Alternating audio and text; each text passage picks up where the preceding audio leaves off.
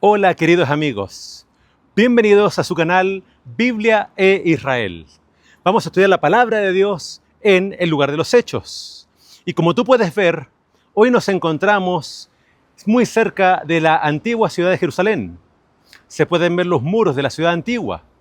Y acá comienza el Monte de los Olivos. También podemos ver las tumbas que marcan el inicio entonces de este monte muy sagrado para el pueblo judío. Hoy vamos a estudiar la lección número 9, que nos habla acerca de las controversias que el Señor Jesús tuvo que enfrentar cuando Él llegó a Jerusalén. Vamos a ver entonces su entrada triunfal. Vamos a ver cómo Él purificó el templo.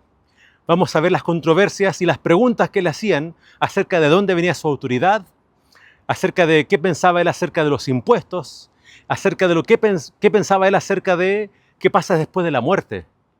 Y también una pregunta de una persona sincera que quería saber cuál era el mandamiento más importante.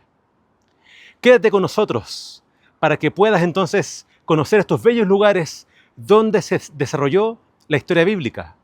Mi nombre es Gerardo Farías, soy pastor de la Iglesia Hispana aquí en Israel y te quiero invitar a que te quedes. Quiero también aprovechar de saludar a nuestros amigos que se están conectando al canal, que se están suscribiendo y también que nos están ayudando a compartir este bello material. Hay saludos para entonces nuestros hermanos en Houston, Texas, en Perú, Veracruz, México, Michoacán, México, en República Dominicana, también a nuestros hermanos en Venezuela, también en California, también en Chillán, en Chile, también Costa Rica, Medellín, Colombia, por supuesto nuestros hermanos de Israel y a los hermanos que nos mandaron saludos de Antofagasta, de Chillán Viejo, de España, Honduras, de Chiapas, México, de Río Negro, Argentina, Cochabamba, Bolivia, Sydney, Australia, Canadá, Uruguay. Muchos cariños para todos ustedes y les agradecemos su apoyo, porque cada vez que ustedes le dan me gusta a este video y dejan su comentario, van a ayudar a que otras personas descubran el canal y puedan también beneficiarse con este material que estamos haciendo para ustedes. Así que, si ya están listos, les invito a que se pongan cómodos, saquen sus Biblias para que juntos repasemos las enseñanzas de Jesús aquí desde Jerusalén.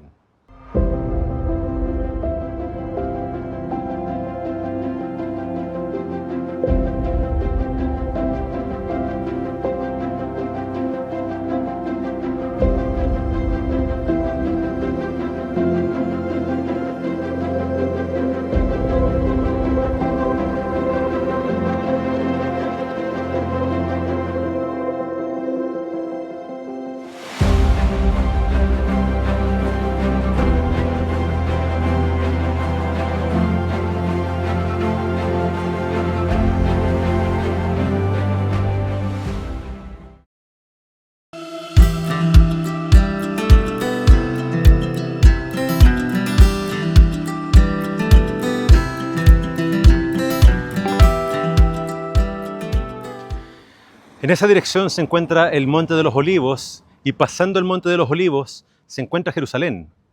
A mis espaldas hay una iglesia que marca el lugar donde pudo haber estado Betfagé.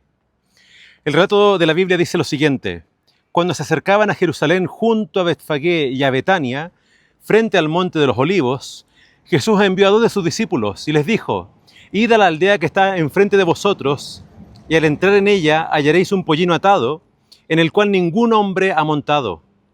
Desatadlo y traedlo. Y si alguien os pregunta, ¿por qué hacéis eso?, decid que el Señor lo necesita y que luego lo devolverá. Fueron y hallaron el pollino atado afuera a la puerta, en el recodo del camino, lo desataron. Algunos de los que estaban allí les preguntaron, ¿qué hacéis desatando el pollino? Ellos entonces les dijeron como Jesús había dicho y los dejaron ir. Trajeron el pollino a Jesús, echaron sobre él sus mantos y se sentó sobre él.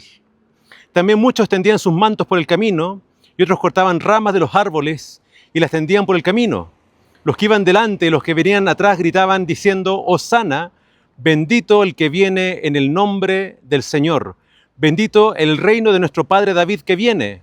Hosana en las alturas. Entró Jesús en Jerusalén y fue al templo. Después de observar todo, como ya anochecía, se fue a Betania con los 12. En esa dirección entonces está Betania. y bajando encontramos Jericó, donde Jesús hizo el último milagro, que fue sanar entonces a Bartimeo. Quiero que tú imagines entonces esa subida.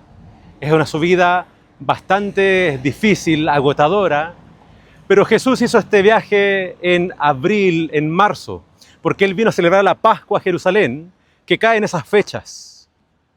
Cuando llegan a este lugar entonces, Jesús manda a 2 discípulos a este lugar a buscar un pollino. Todos los viajes Jesús los hacía a pie. Para los discípulos fue una sorpresa que Jesús pidiera esto. Pero rápidamente la gente entendió lo que significaba. Se parece mucho al evento que tuvo el rey Salomón cuando fue coronado. También dice que lo subieron en un animal similar, en una mula.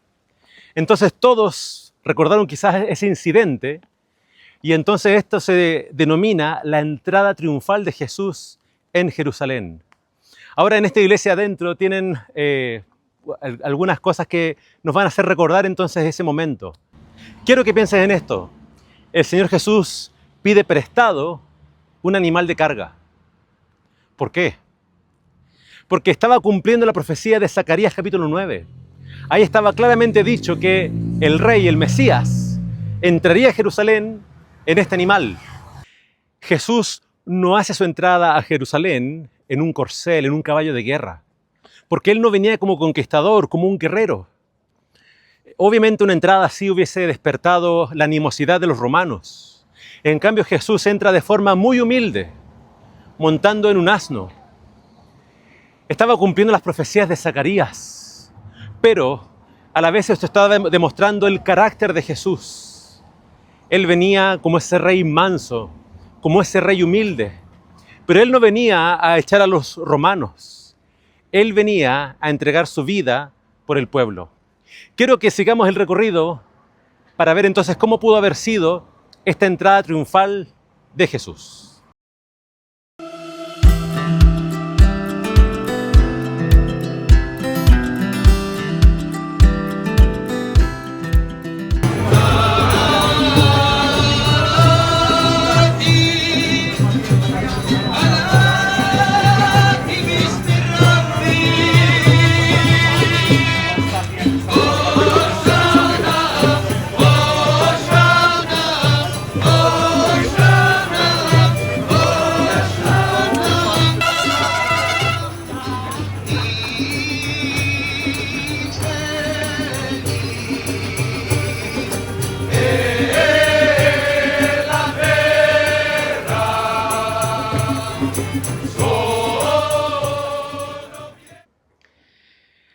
Cuando el Señor Jesús vino a hacer su entrada triunfal con el burrito y con esa gran multitud de personas, eran muchos los que lo seguían.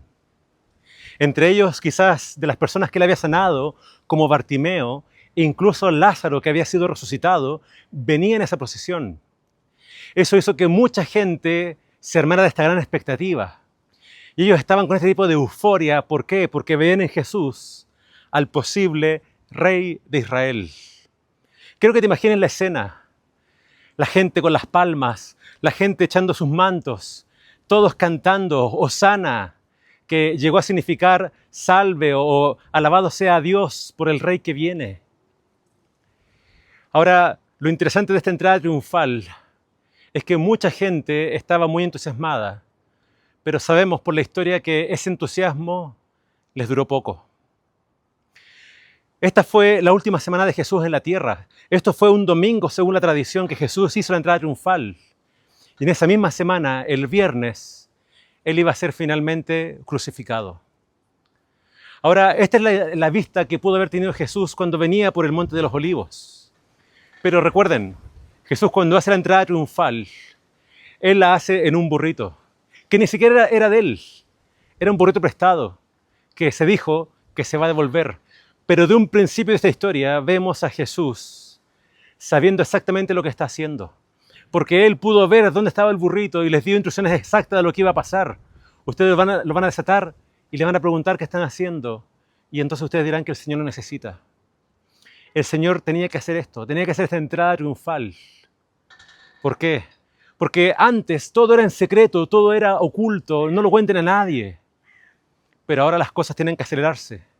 Y aunque el odio ya estaba instalado en la mente de gran parte de los líderes religiosos, con lo que iba a pasar ahora, ese odio iba a aumentar. Porque muchos fariseos se acercaron a decirle a Jesús, Jesús, di que se callen. Pero Jesús dijo que si ellos callaban, las piedras empezarían a clamar. Pero quiero destacar algo que menciona la Biblia. No está en Marcos, pero es imposible no mencionarlo en esta entrada triunfal. Porque Lucas dice que mientras van bajando, Jesús para en un lugar de este monte. Y aunque todos están alegres, cantando y felices, Jesús empieza a llorar.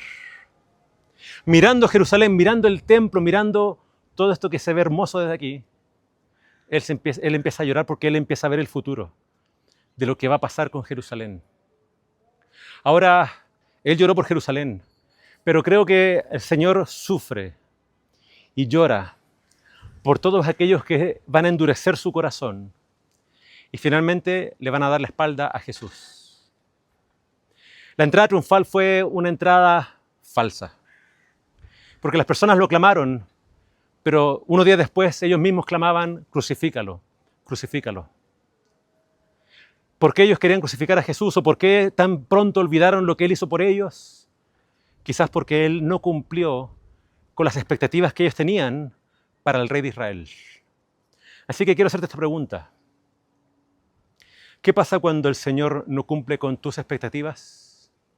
¿Qué pasa cuando tú tienes un sueño y quizás tu vida toma un giro inesperado y finalmente estás en un lugar o haciendo algo que no esperabas hacer? Mira, Jesús, el Rey del Cielo, bajó, se hizo siervo de todos, el más humilde de todos, y vino aquí a morir. Con eso el Señor nos demuestra no solamente que nos ama, sino que Él se identifica con nuestro dolor, con nuestro sufrimiento. Y Él acá también nos quiere enseñar que, aunque a veces la vida puede ser humilde, recuerda que Él muere y Él resucita y ahora está sentado a la diestra del Padre. No cifres tus sueños en esta tierra, en este mundo. Pon tus tesoros, pon tu esperanza en el mundo venidero. No te digo que te enajenes de este mundo o que no vivas para cumplir sueños ahora, pero recuerda que al final los sueños últimos tienen que estar en la Jerusalén celestial.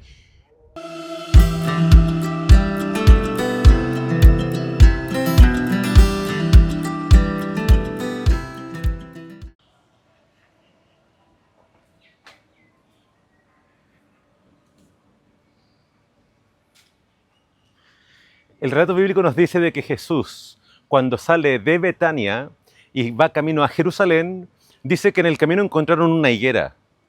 Pero Jesús buscó en ella fruto y dice que no lo encontró. Déjame leerte el relato bíblico. Dice, al día siguiente, cuando salieron de Betania, tuvo hambre. Viendo a lo lejos una higuera que tenía hojas, fue a ver si tal vez hallaba en ella algo, pero cuando llegó a ella, nada halló, sino hojas, pues no era tiempo de higos. Entonces Jesús dijo a la higuera, nunca jamás coma nadie fruto de ti. Y lo oyeron sus discípulos.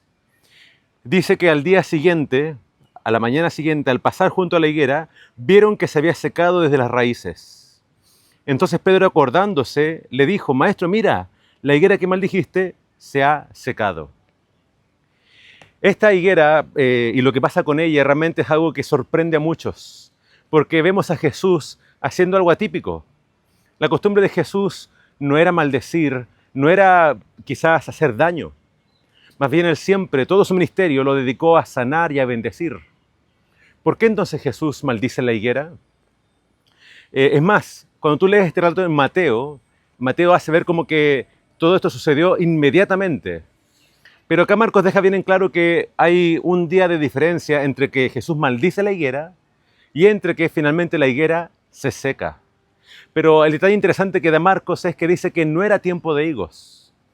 Si Jesús vino a Jerusalén para la Pascua, que siempre ocurre entre marzo y abril, la declaración es correcta, no es tiempo de higos. Los higos se dan en verano.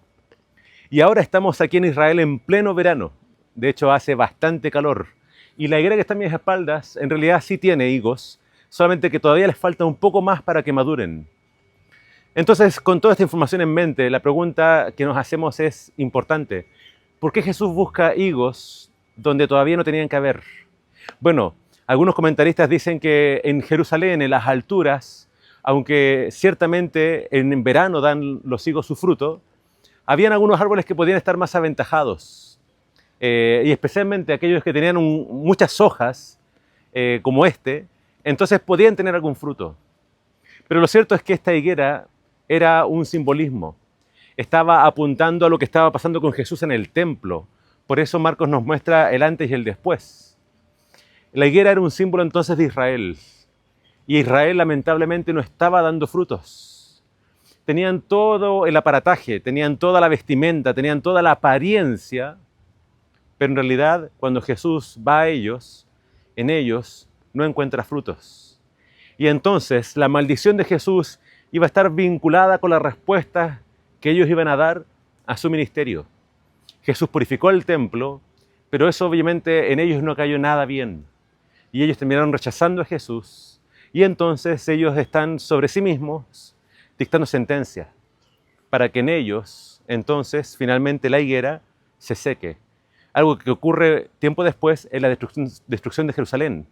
Pero quiero que te fijes en las palabras de Jesús, porque uno esperaría que Jesús, cuando le preguntan o le muestran, mira, se secó, Él responda con respecto a esa interpretación, que Él diga algo acerca de los líderes religiosos.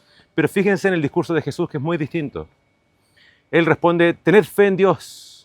De cierto os digo que cualquiera que diga a este monte, quítate y arrójate en el mar, y no duda en su corazón, sino que cree que será hecho lo que dice, lo que diga le será hecho. Por tanto os digo que todo lo que pidáis orando, creed que lo recibiréis y os vendrá. Y cuando estéis orando, perdonad. Y si algo tenéis contra alguien, para que también vuestro Padre que está en los cielos os perdone, a vosotros vuestras ofensas.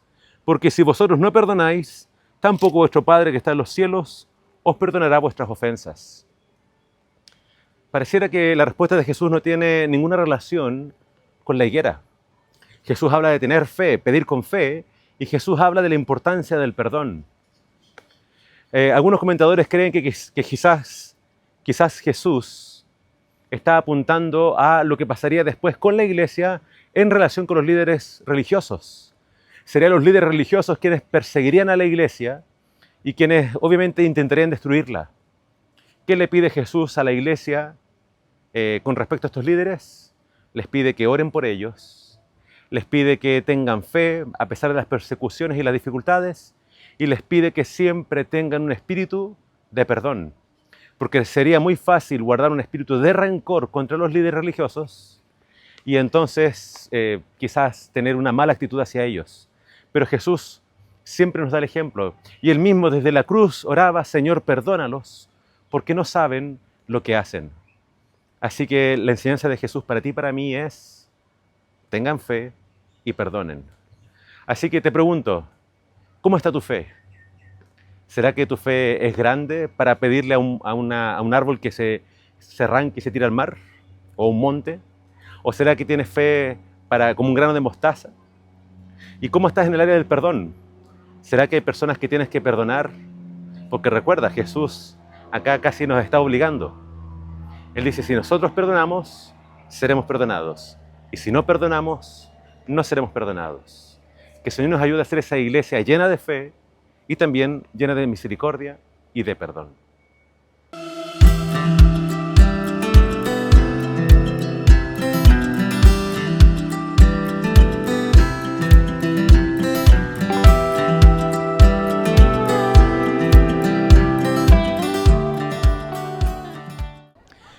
Después de que Jesús hace la entrada triunfal a Jerusalén, entrando por el Monte de los Olivos, esta hubiera sido la entrada que Él hizo hacia el templo.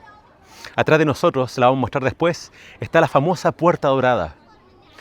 Cuando Jesús entra entonces esa noche, dice que Él toma un vistazo al templo, pero esa noche Él no hace nada y se regresa a Betania. A la mañana siguiente, después de maldecir la higuera, Él vuelve a entrar al templo y vamos a leer qué fue lo que ocurrió. Dice así entonces la Escritura acerca de ese día. Vinieron pues a Jerusalén, y entrando Jesús en el templo, comenzó a echar fuera a los que vendían y compraban en el templo, y volcó las mesas de los cambistas y las sillas de los que vendían palomas, y no consentía que nadie atravesase el templo llevando utensilio alguno. Y les enseñaba diciendo: ¿no está escrito, mi casa será llamada casa de oración para todas las naciones? Mas vosotros la habéis hecho cueva de ladrones. Y lo oyeron los escribas y los principales sacerdotes, y buscaban cómo matarle, porque le tenían miedo, por cuanto todo el pueblo estaba admirado de su doctrina. Pero al llegar la noche, Jesús salió de la ciudad. Entonces, ¿qué pasó ese día? Si el domingo fue la entrada triunfal, y ese día Jesús dice que regresó a Betania, el día lunes fue la purificación del templo. Según el Evangelio de Juan, Jesús ya había purificado el templo tempranamente en su ministerio, y ahora lo hace casi al final de su ministerio. Recordemos que Marcos ahora se va a centrar en estos últimos capítulos de su Evangelio para lo que fue la pasión de Jesús, su muerte en la cruz. Entonces entendemos que este acto fue quizás para muchos una provocación para los líderes religiosos, pero Jesús estaba haciendo simplemente lo correcto. ¿Qué estaba pasando? En el templo habían ciertos lugares donde podían entrar los gentiles. A ese lugar se le llama el patio de los gentiles. Entonces, ellos podían entrar hasta cierto lugar. El siguiente lugar era, dice, conocido el lugar para las mujeres. Hasta ahí podían llegar las mujeres. Y más cerca del templo, obviamente, todos los varones judíos. Pero también ellos tenían acceso solamente hasta cierto lugar. De ahí para adentro, solamente los sacerdotes. Ahora miren, quiero que imaginen lo siguiente. Todos los adoradores tenían que venir con sus ofrendas, tenían que venir trayendo sus animales para el sacrificio. Pero imagínense a alguien que venía de Dan o de Beersheba o de muy lejos. Resultaba muy difícil traer su cordero o su ofrenda de tan lejos. Entonces, en primera instancia, esta venta de animales que ocurría en Jerusalén era para aquellos adoradores o peregrinos que venían de muy lejos.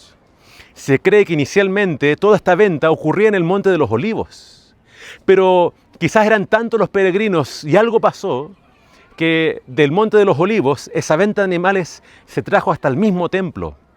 Pero ellos dijeron, bueno, esto lo vamos a hacer en el patio de los gentiles. Entonces quiero que te imagines, si venían a este lugar gentiles a adorar, podían entrar, pero solamente hasta cierto lugar, bien afuera. Y ahí dijeron ellos, aquí vamos a vender los animales. Ahí entonces estaban todos los vendedores con sus animales obviamente aprobados para el sacrificio, y también estaban los cambistas. ¿Por qué habían cambistas? Porque obviamente si venía un peregrino de quizás muy lejanas tierras y traía monedas griegas o romanas que traían una inscripción, esas monedas no iban a ser aceptadas en el templo. Así que tenían que cambiar por moneda del templo. Todo eso que está ocurriendo, Jesús obviamente se ve indignado por ello y empieza a volcar las mesas y también volcar todo lo que ellos vendían. Cuando el Señor Jesús entra ese día al templo, hace algo que nadie esperaba. Creo que ni sus propios discípulos esperaban que Él hiciera eso, pero Él entonces toma la actitud del Señor del templo, del verdadero Mesías. ¿Y qué es lo que hace Él como Señor de su casa? Empieza a expulsar del templo a todos los vendedores y a todos los cambistas. Los reprende porque han convertido este lugar de oración en una cueva de ladrones. Ciertamente quizás hubo una buena intención al traer a esos vendedores a este lugar, pero claramente quizás se estaba cobrando más de la cuenta por la comodidad para los adoradores. Para Dios es una ofensa cuando estas personas interrumpen el culto. Podían ser gentiles, quizás para ellos no importaban, pero Dios dijo, esta será casa de oración para todas las naciones. Dios tenía una intención de también llegar con un mensaje a los gentiles. Y es interesante que Marcos destaca eso. Esta es casa de oración para las naciones. Jesús entonces dice que saca a todo de este lugar y no permite que nadie pase por este lugar cargando algo que tiene que ver con eso. El Señor Jesús afrentó obviamente a los líderes religiosos porque ellos habían permitido todo esto. Entonces más adelante vamos a ver que le preguntan con qué autoridad lo hace. Pero Jesús, claramente con su personalidad y con clara autoridad, no dejó que se entorpeciera el culto y que se interrumpiera la conexión de los adoradores con Dios.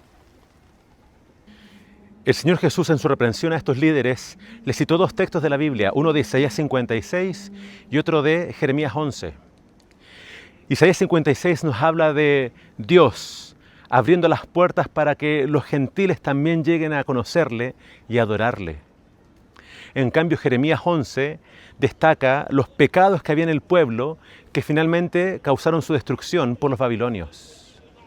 Esta es una reprensión para los líderes religiosos y nos muestra de que el Señor Jesús también quería que ellos entendieran su pecado y se arrepintieran.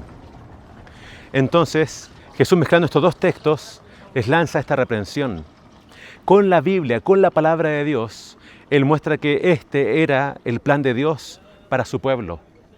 Su pueblo se había alejado de su voluntad. Y ahora vamos a ver la conexión entonces entre la maldición de la higuera y la purificación del templo. La maldición de la higuera, algo que también es extraño para Jesús, tenía su conexión con el templo. ¿Cuál era la conexión? Lo que pasaría con el templo en el futuro dependía de la respuesta de Israel a Jesús. Y tristemente el texto termina diciendo que ellos planifican matar a Jesús. Es decir, ellos rechazan al Mesías, ellos rechazan su mensaje y por lo tanto la maldición que se da para la higuera se va a cumplir también en esta nación. Más adelante vamos a ver que Jesús va a decir que sobre este templo y sobre este lugar no quedaría piedra sobre piedra que no fuese derribada. Entonces, ¿cuál es la lección para nosotros? ¿En qué tenemos que meditar? Jesús vino a este lugar a purificarlo. Así que la pregunta es, ¿qué tiene que aún Jesús purificar en tu vida? ¿Qué cosas tienen que salir de tu corazón que quizás están entorpeciendo tu conexión con el Señor? Que el Señor haga esa purificación completa en nuestras vidas y que nosotros le reconozcamos a Él como el Señor, como el Mesías en el templo de nuestras vidas.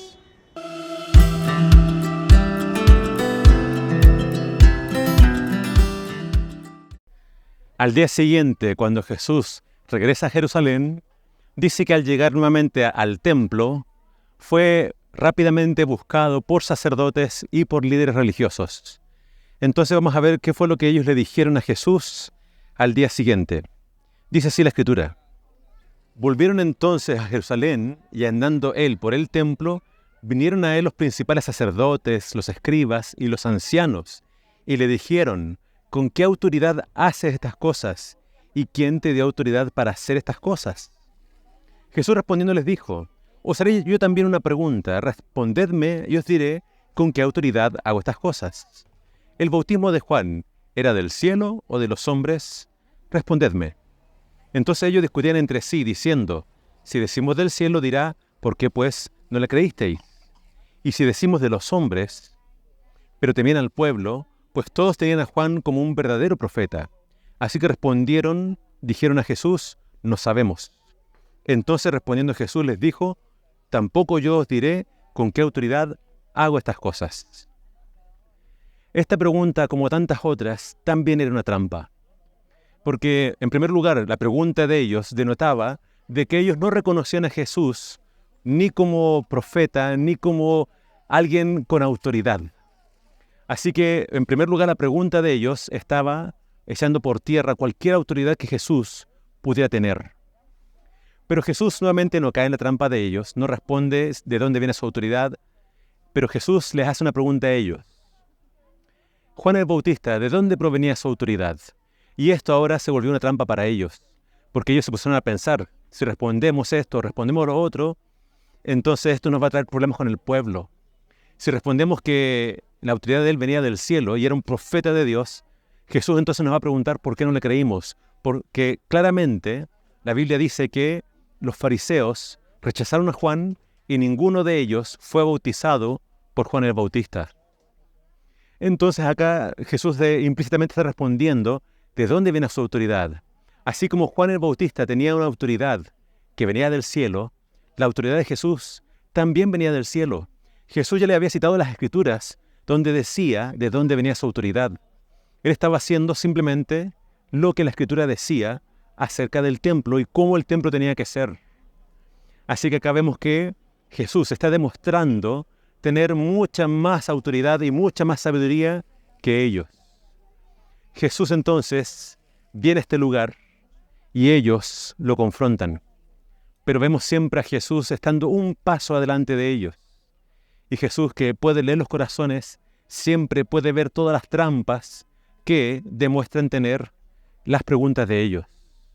Jesús no responde a la pregunta de ellos, Jesús deja que ellos se respondan a ellos mismos.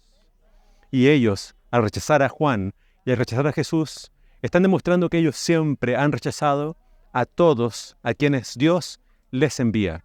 Es por eso que ahora Jesús aprovecha esta oportunidad para contarles una parábola. Y la parábola de Jesús nos habla acerca de un hombre que planta una viña y dice que después la arrienda esperando obtener los frutos de este viñedo. Pero dice que cuando manda a buscar a unos siervos su pago, dice que golpean a los siervos y siguen mandando siervo tras siervo hasta que algunos de estos siervos incluso los asesinan. Entonces dice que este hombre dice, ya no tengo a quién enviar, voy a enviar a mi hijo, al que amo. Dice que a él lo van a respetar, piensa este hombre. Pero dice que cuando aquellos que habían recibido la viña ven que viene el hijo, ellos piensan, lo vamos a matar y así nos vamos a quedar con esta viña. Jesús le pregunta a estos dirigentes, ¿qué creen que va a hacer este hombre? En Marcos pareciera que la respuesta la da Jesús, pero el texto griego es un poco ambiguo. Pero en Mateo claramente quienes responden a esta pregunta son los líderes religiosos. Y ellos responden, ciertamente Él va a matar a estos hombres. Entonces Jesús les dice y les declara de que la piedra angular que fue rechazada por los constructores viene a ser la piedra del ángulo. Jesús está diciendo entonces ahora, y ellos se dan cuenta de que Jesús aplica esta parábola a ellos mismos. Ellos acaban de pronunciar sentencias sobre sí mismos, porque acá Jesús está haciendo uso de una parábola de Isaías capítulo 5. Esa viña representa a Israel, y Israel no estaba dando frutos. Y acá Jesús modifica un poco la parábola para demostrarnos de que Dios fue quien había enviado a Jesús. Ahí está mostrando Jesús de dónde viene su autoridad. Y ellos, al rechazar dar los frutos que tenían que dar, entonces iba a haber un juicio sobre ellos. Creo que todos tenemos que entender esta parábola también aplicada a nosotros mismos. Porque es muy fácil decir, bueno, ellos no lo hicieron, ellos pagaron el precio, pero lo que Jesús dijo acerca de ellos lo va a demandar de todos nosotros. El Señor espera que todos nosotros demos frutos dignos de arrepentimiento. Así que tenemos que leer esto como otra oportunidad que Jesús les da a ellos para que haya arrepentimiento. Pero también tiene que ocurrir eso en nuestras vidas. Nosotros tenemos que dar frutos de arrepentimiento, porque si no, el juicio también va a caer sobre nosotros.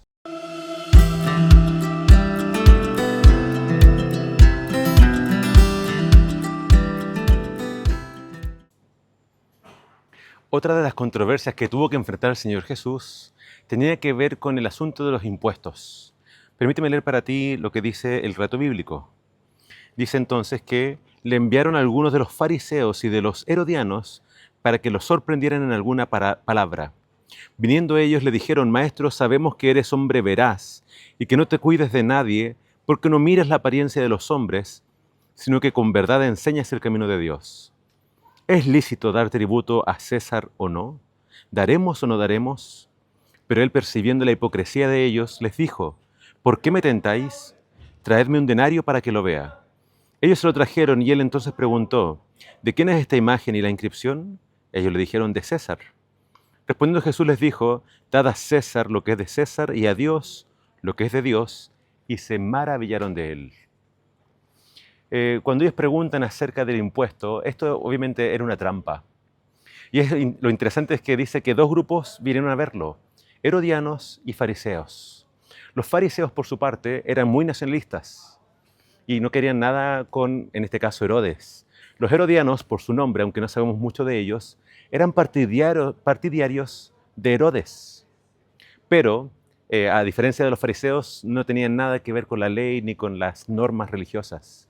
Estos dos enemigos de Jesús se unen, aunque entre ellos eran opuestos, para buscar una forma de cazarlo. Pero dice que ellos preguntan de algo que obviamente era muy controversial.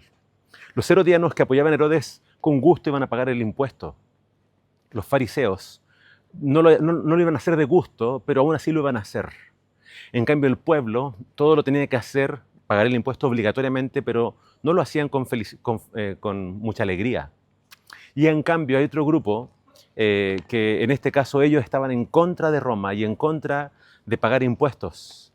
Y ellos eran los celotes. Se cree que los celotes fueron los que se opusieron a Roma y finalmente causaron la destrucción de Jerusalén. Jesús pide una moneda y él pregunta, ¿de quién es el rostro que está en la moneda? Y entonces ellos dijeron, bueno, ese es César. Y la respuesta de Jesús entonces no fue ni sí ni no, sino que él dijo, denle al César lo que es del César y a Dios lo que es de Dios. ¿Cuál es el mensaje que nos da Jesús entonces? Que mientras el gobierno cumpla su tarea asignada por Dios, de proveer cuidado, de proveer servicios, todos tenemos la obligación de darle a ellos lo que les pertenece. Siempre es el gobierno quienes acuñan las monedas, así que hay que darles a ellos lo que ellos piden. Pero si algún gobierno llegara a ponerse en directa oposición a Dios, la Biblia es clara. Tenemos que obedecer a Dios antes que a los hombres. Pero el principio es claro. Jesús nos invita a todos creyentes a someternos a los gobernantes y a cumplir nuestros deberes cívicos. Dice que todos quedaron maravillados con la respuesta de Jesús y Jesús, como siempre, proveyendo para nosotros instrucción acerca del equilibrio y la importancia de respetar a las autoridades.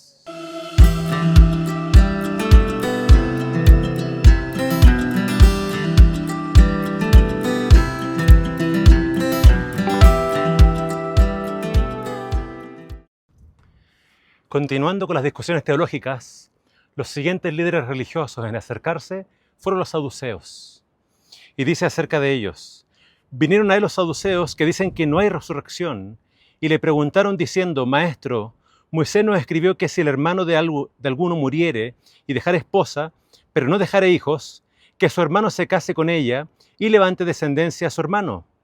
Hubo 7 hermanos, el primero tomó esposa y murió sin dejar descendencia, y el segundo se casó con ella y murió y tampoco dejó descendencia, y el tercero de la misma manera. Y así los 7, y no dejaron descendencia, y después de todos murió también la mujer. En la resurrección, pues, cuando resuciten, ¿de cuál de ellos será ella mujer, ya que los 7 la tuvieron por mujer? Entonces respondiendo Jesús les dijo, ¿no erráis por esto, porque ignoráis las Escrituras y el poder de Dios? Porque cuando resuciten de los muertos, ni se casarán, ni se darán en casamiento, sino serán como los ángeles que están en los cielos. Pero respecto a que los muertos resucitan, ¿no habéis leído en el libro de Moisés cómo le habló Dios en la zarza, diciendo, yo soy el Dios de Abraham, el Dios de Isaac y el Dios de Jacob? No es Dios de muertos, sino de vivos. Así que vosotros mucho erráis. Los saduceos, a diferencia de los fariseos, no creían en la resurrección y también en otros textos dice que no creían ni en los ángeles ni en los espíritus. Los fariseos sí creían en estos elementos. Ahora uno se preguntará, pero ¿cómo es posible que líderes religiosos no crean en la resurrección? Si hay textos de Isaías que son tan claros acerca de la resurrección. Bueno, los saduceos al parecer solamente creían en los 5 primeros libros de la Biblia, en la Torá. Por lo tanto, por más que les mostrara textos de los profetas, ellos no los estimaban como válidos. Por eso Jesús les responde usando la Torá, mostrando cómo Dios, cuando se refiere a los patriarcas, que hace tiempo ya habían muerto, se refiere como el Dios de ellos, y Jesús dice, Dios no es Dios de muertos, sino que es Dios de vivos. No se refiere a que estos patriarcas estén vivos, porque todos están en sus respectivas tumbas. De paso, la tumba de los patriarcas se encuentra muy cerca de acá, en Hebrón. Pero lo que Jesús está diciendo es que, aunque ellos han muerto, para Dios, ellos están vivos. Porque solamente están durmiendo. Ese siempre ha sido el lenguaje de Dios con respecto a la muerte. Entonces, los saduceos venían con esta pregunta quizás a los fariseos, y los fariseos no sabían cómo responder. Jesús, cuando responde, les muestra que ellos están cometiendo un gran error. ¿Por qué? Porque no creían en la Biblia en el resto de la Biblia, los profetas, y también porque no conocían el poder de Dios. Para Dios la muerte para nosotros es algo que nos devasta, porque no tiene solución, pero para Dios la muerte es solamente un sueño. Entonces, acá se está haciendo referencia a la ley del levirato, donde si un hombre se casaba y no tenía hijos, el hermano tenía un deber, casarse con la viuda, y el hijo que nacería sería entonces hijo del difunto. Esa historia esa ley la vemos cumplida en la historia de Ruth, porque el esposo de Ruth murió, y después cuando ellos dejan Moab y vuelven acá a Belén, fue Boaz quien cumplió con ese deber. Jesús responde entonces a esta pregunta mostrando el problema de los saduceos. No creen en la Biblia y no creen en el gran poder de Dios. Jesús también les habla acerca de lo que va a pasar en el cielo.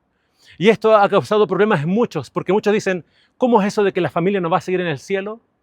Ahora, cuidado, Jesús no dice que la familia no va a seguir en el cielo, sino que en el cielo no van a haber matrimonios. Yo creo que no tenemos que preocuparnos de qué va a pasar exactamente en el cielo. Lo importante es que tú y yo lleguemos allá. Pero ¿cómo vamos a llegar? Creyendo en el poder de Dios y creyendo en la palabra de Dios. Así que mucho cuidado con cualquier persona que quiera restarle autoridad a la palabra de Dios.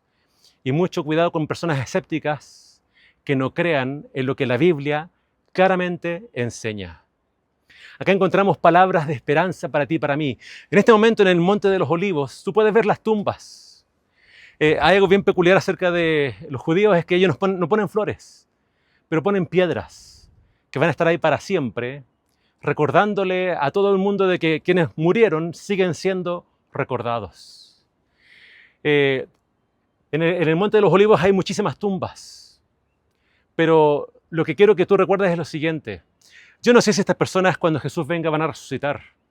Si murieron antes de que Él estuviera acá, es posible que sí, porque estaban esperando al Mesías. Pero si los que están acá enterrados bajaron al descanso, rechazando a Jesús, es posible que no se salven. La salvación depende de que tú puedas creer en Jesús como el enviado de Dios. Y Jesús demostró conocer la palabra de Dios y Él te invita a que tú creas en ella. Pon tu esperanza en Jesús y vas a entender que la muerte es un enemigo vencido. Cuando Cristo venga, los que hayan muerto creyendo en Él resucitarán, dice Pablo. Así que consolémonos unos a otros con esta esperanza.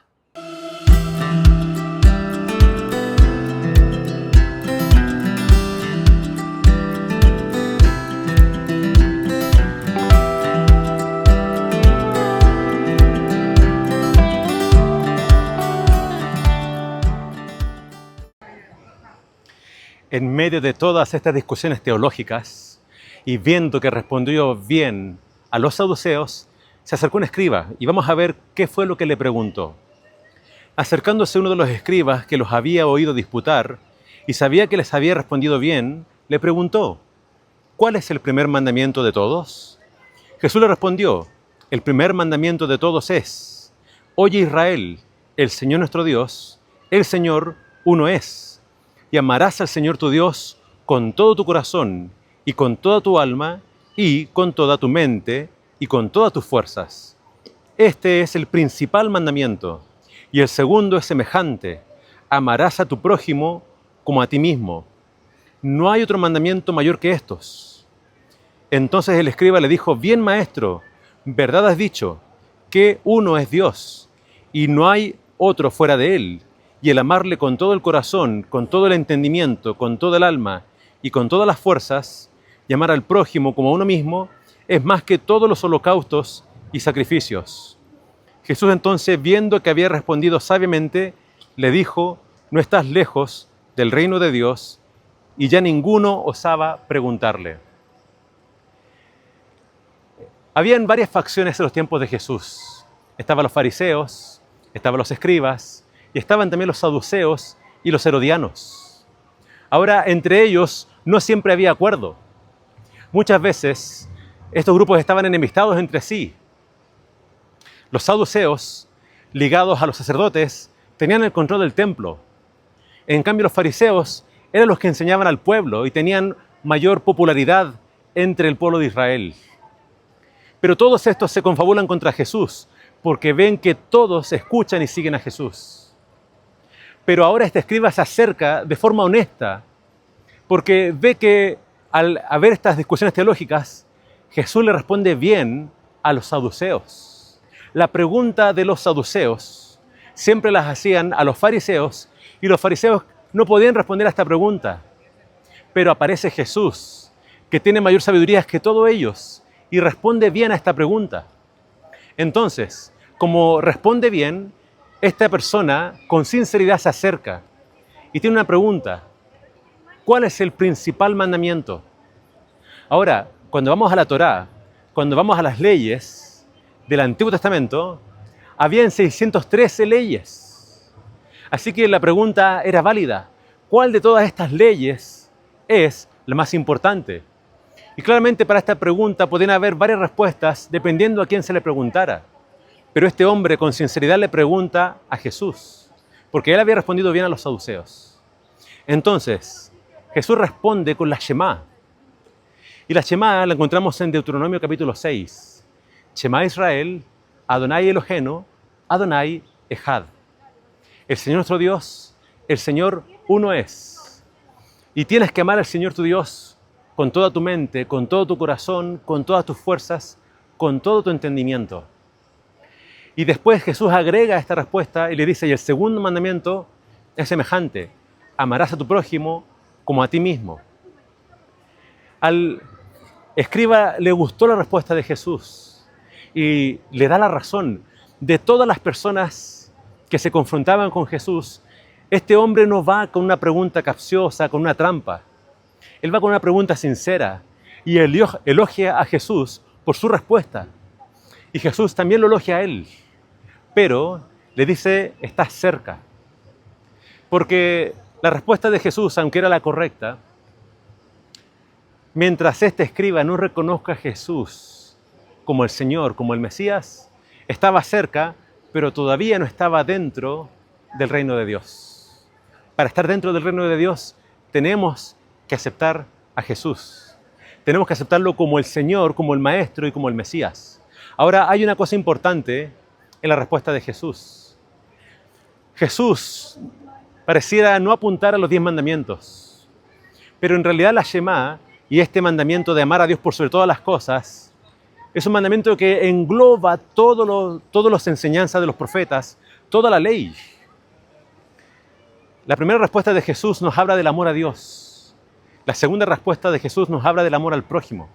Ahora, ustedes pueden preguntarse, ¿pero cómo puede alguien mandarme a amar a otros?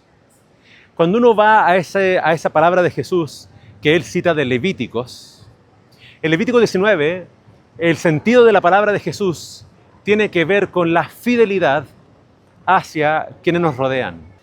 Y esa fidelidad se demuestra en actos, en acciones. Y esas acciones son las que están delineadas en los 10 mandamientos. Cuando obviamente no mato al prójimo, cuando no le miento, no lo calumnio, cuando no codicio, cuando no tomo a su mujer, cuando entonces no hago ninguna de las cosas descritas en la ley, estoy mostrando fidelidad al prójimo. Entonces, esa fidelidad se demuestra en acciones y eso es lo que le apunta Jesús al escriba. El escriba está de acuerdo. Y esto nos muestra entonces que Jesús, con la respuesta a los saduceos y con la respuesta a este escriba que está de acuerdo con Jesús, demuestra una sabiduría superior a todos quienes le rodean y dice que ya nadie osaba preguntarle algo. Es decir, Jesús acalló a todos sus opositores. Jesús tuvo respuesta para todos ellos y eran respuestas llenas de sabiduría y respuestas que ellos no podían rebatirle. El Señor Jesús en Jerusalén encontró mucha oposición por parte de los líderes, pero yo creo que la gente lo estaba escuchando de buena gana, pero aún no se demostraba de parte de todos una aceptación hacia Jesús porque ellos estaban esperando otra cosa de parte de Él.